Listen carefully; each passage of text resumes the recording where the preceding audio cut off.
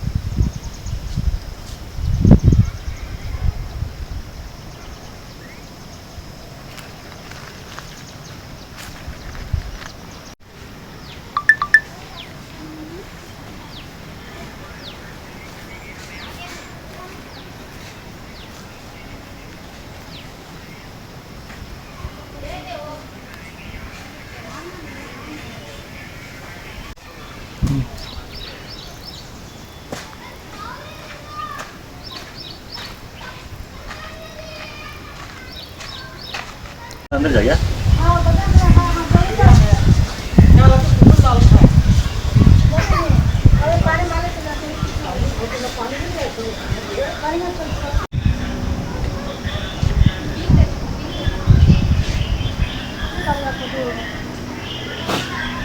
भाई तुम बने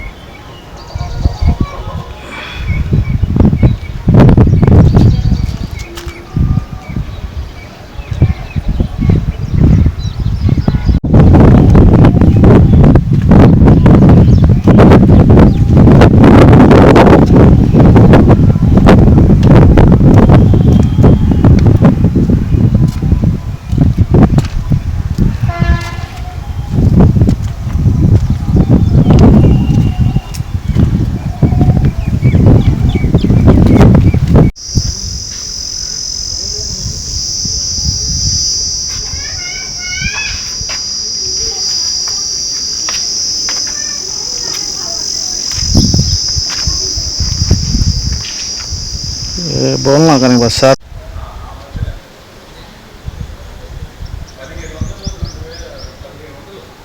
बस बस बस